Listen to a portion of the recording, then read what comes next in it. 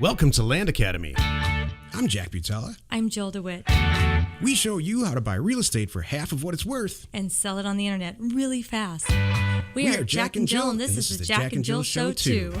With over 15,000 completed transactions, we're the experts at acquiring property. Of all kinds, not just land. For half price and flipping them for way more. All right, let's get this show started.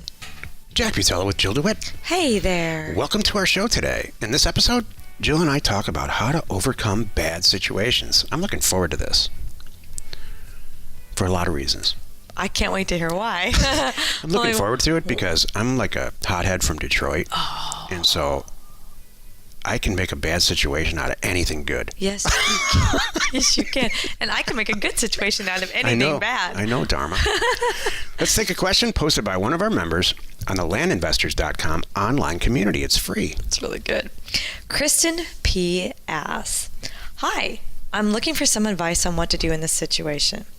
I sent out a mailer in the beginning of August to a few counties in Texas, and with my luck, Hurricane Harvey hit those areas dead on.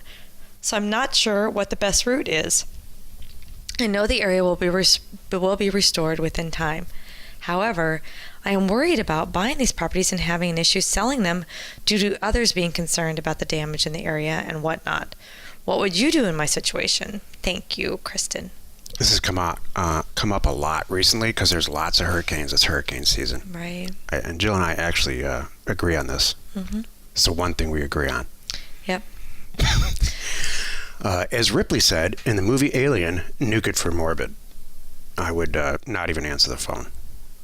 I don't believe in kicking people when they're down like this. And when people they're right. looking for their photo albums and stuff in a flood, you don't want to be talking about a real estate deal. Right. And you don't want to take advantage of people ever. So that's what I would send a mailer out to Utah or something.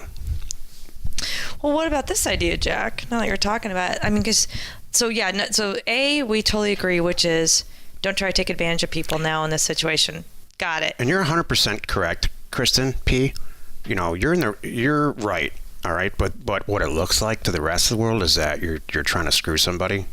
So, and we know you're not. You sent it out before the hurricane. Well, There's no way moment. you can explain your way out of that. Well, hold on a moment. Here's my thoughts. Let me run this by you, Jack. Here's what I think. So she sent out these mailers. Let's think in August. So they got it in August, and they've been thinking about it. And now they're going to call her back saying, "Do you still want it? It's under 2 feet of water."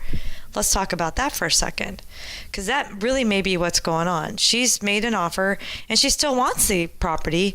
Does she say, now, I know I offered you $1,000 for that property. I don't want it anymore because now I know it's under 2 feet of water. I'm sorry, I can't help you. What about that scenario? I mean, you know what? This is kind of like how to overcome bad situations. It's kind of like the show. There's a lot of ways you can go here. I mean, you could pick up the phone, and if the person says exactly what you just said, do you still want it? You know, I guess you would. I personally, as much as I hate talking on the phone and hate talking to people and stuff, I think that you might want to just have a nice fireside chat with them and say, "How you doing? Is everything cool?" And I don't know. Well, look. So here's my thing. Okay, so Kristen, my gut is just to run away from this thing. Okay, so Kristen sent out all these offers, and people are now maybe they weren't calling her then, but they're sure calling her now, going, "We need the money." What about that? That could be a positive thing. Like, you know what, sweetheart, Really where's that letter? That's what this show's about. Where's that letter? That girl wanted to buy our property. It is a mess now. We need to sell it. And she could be doing them a favor. If they're calling and leaving a message or they're saying, you know, thanks. Thank you for that offer. I really do need $5,000 right now. Boy, you couldn't have come in a better time. Do you still want it? And because this could all be positive. And you know what? It does tie into this show. That's the difference between you and me. Here's what I think. To make everything positive. Well, and it's why I adore you. Thank you. Kristen, you could do it however you want. The bottom line is don't take advantage of people. That's never the right way. Number one. Number two, there could still be some assets in here, and if it's all happened the right way, you feel good about buying the property, they feel good about selling the property, they're actually properly telling you, hey, it was a mess, here's what it looks like today, just so you know, they're telling you what you're buying, and you know what you're buying, and everybody's happy with it. You might be doing them a favor, and could be a good thing. I might follow through, Kristen. There's a lot of people in this world who love to pray, to turn this question into, and demonize Kristen for this, even though you and I know she didn't do anything wrong at all. No. She can't predict the future. Exactly. But people like in the media and reporters, they do the Woodward and Bernsteins of the world. They just love they're looking. They're a writer or a reporter, and they need a headline. And I can see the headline now. Kristen P sends out mailers to kick people when they're down, take advantage of people after Hurricane Harvey. Do we care what they Here's say? all the evidence. But the evidence that didn't happen. I'm just telling you. That's enough to turn you away? Yeah. The potential? Yeah, because there's For first real? of all, there's 150 million properties, literally. That's a real number in this country. We don't need to concentrate on the little hurricane. So big deal was a couple $100 Nuke on it a from mailer. orbit and move on. Yep. Okay. That's what I would do. But I know you, and you want to make a deal out of everything, and that's really healthy. So it's too easy. What about to get case by blamed. case? Case by case, I guess. I mean, you're going to answer the phone anyway, right? Whether you send it out to True. Utah or anywhere. So, case by case. But I'd have a hard time. So here's my thing. I would think I'm doing them a favor. I really would. If someone called me, maybe case by case, Kristen, because I would really think that someone might call me and go, "Oh my God, I can't believe it. I really could use this $2,000." you're going to get calls. You're going to get both. Yeah. I'll tell you right now. You're going to get both calls. You're going to get, "How dare you?" calls, and you get those anyway. The hate, But they've already got the mailer because it was in August. And you're going to get calls like Jill just said. So it's really your call. I think I would just say, you know what? It's not you, seller. I want you to know this is not. I'm sorry. I'd love to help you out, but I don't want to take advantage. I don't want to be looking like I'm taking advantage of That's anybody. right. That's actually what I would kind say. of thing. That's a tough one. If you have a question or you want to be on the show, reach out to either one of us on landinvestors.com. It's kind of like we're at a funeral. Jack right had to now. cut me off because we can go on this forever. I don't know, because there's so many ways to look at it. Welcome to our funeral today. Yes. Today's topic: how to overcome bad situations. Silly. This is the meat of the show. You're How do you silly. do it, Jill? I mean, because you just walk around happy all the time. There are no bad situations. There's only learning moments. I'm just kidding. One of my buddies. Could you imagine? One of my buddies asked me this like a year ago. We were all out having fun and stuff, like couples fun, Couples fun. And he leans over and like no one could hear, and he says, "Is she really like that, like all the time? Can she wake up happy and like, does anything really get to her ever? That seems like a dream come true female." And I'm like, dude, you have no idea. It sounds like a dream, but it's be careful what you wish for. Jill could have fun if we had $5 and we lived in Riverside. I did some date night. We ate ramen noodles. And our I car swear, doesn't work. Jill would make some positive thing out of it. I swear. I know you're trying your best, Jack. I could just see us. Our car doesn't start, and we live in Riverside, and we have $5 on date night. I could have fun with that. There would be a game involved. I know. We'd be having a picnic in the backyard. Jill could make a game out of I did that.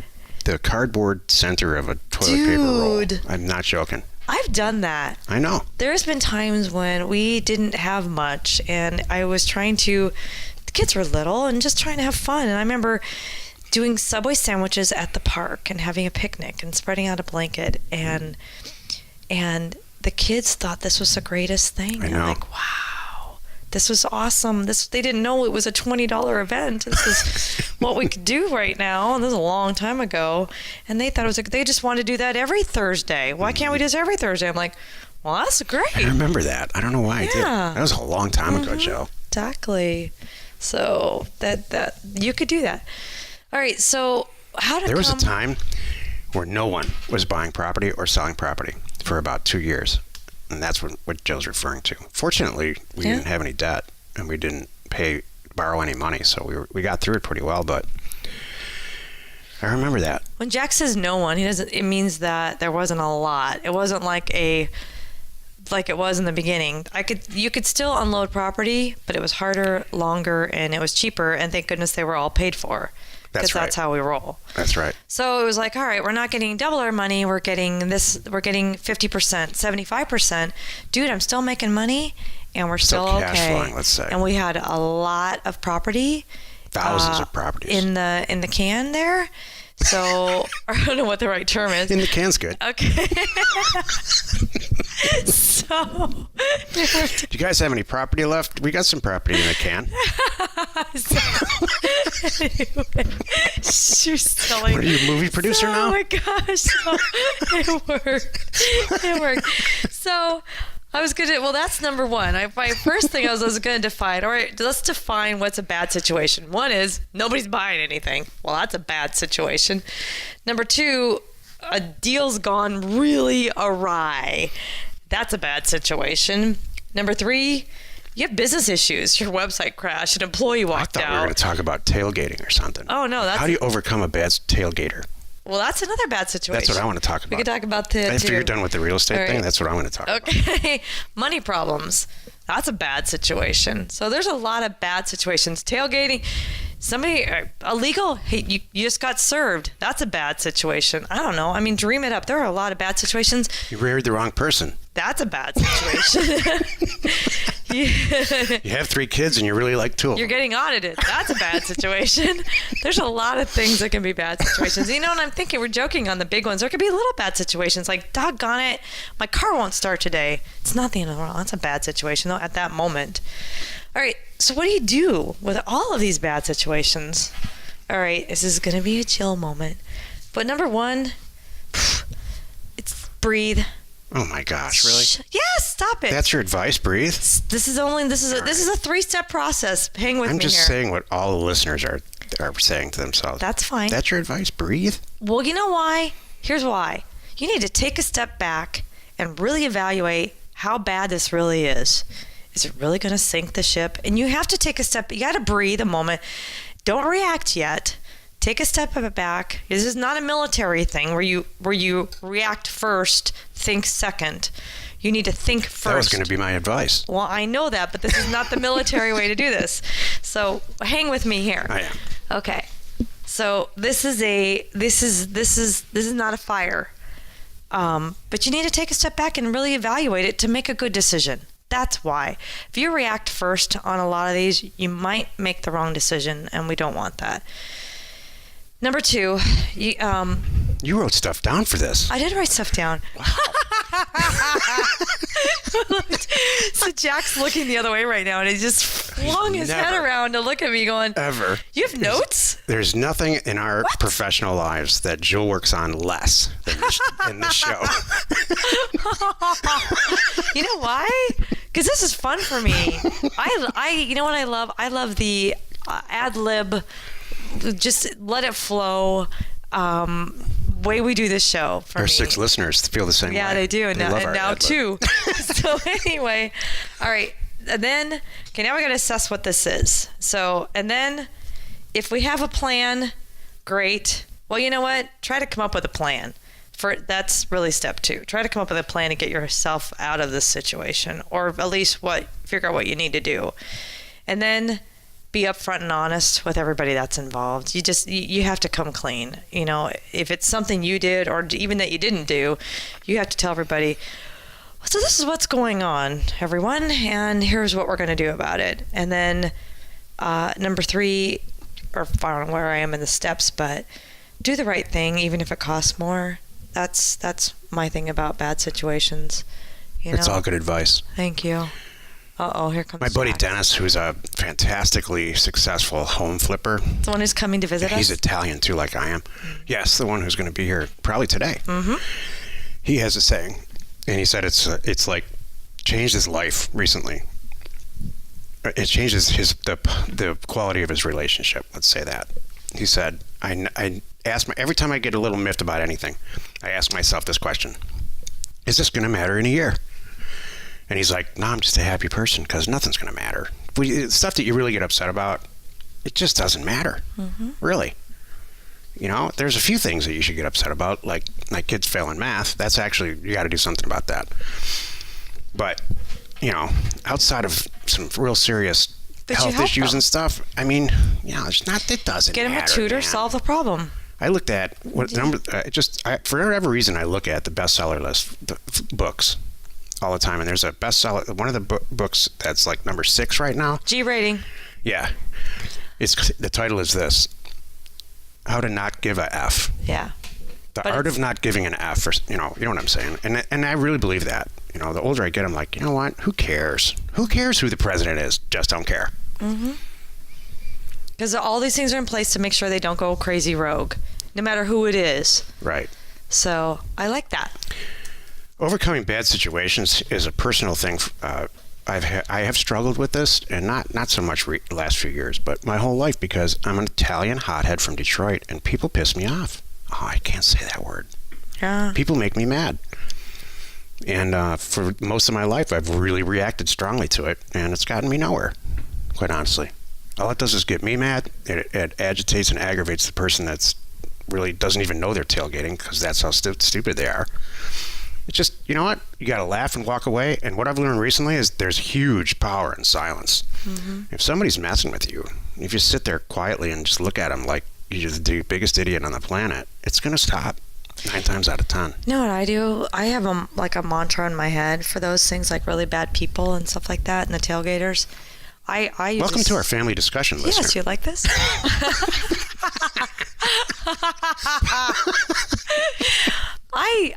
I go, what is wrong in their world that they are so mad about this cashier taking 10 minutes, or not even 10 minutes, 2 minutes, because they had to get ones in their cash drawer. You know what I mean? There's always that person in line, and I'm like, why are they so upset? What's going on bad with them? And I just try to stay away from them. What's the sentence you say? It's like, what is going on in their world that they are this unhappy about this silly little tiny How many times a day do you say that about me? 20.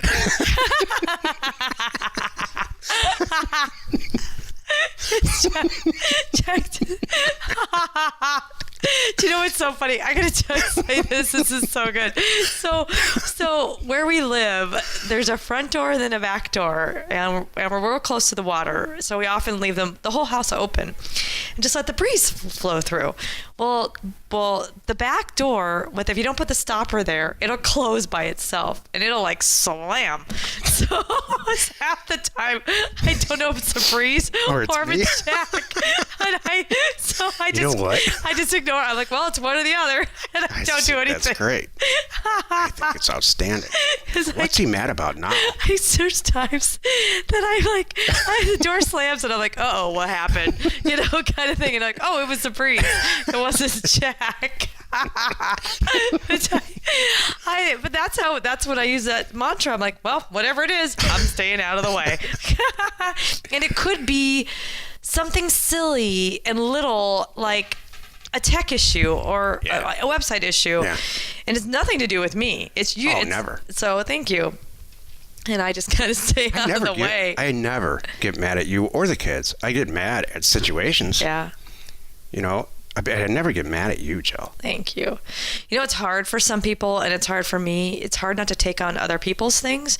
You got to be careful of that. Because if you get upset, then I'm going to get upset. And I have to go, no, that's not your thing.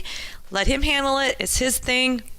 Back off. We're really fortunate right now. We have the people who work for us.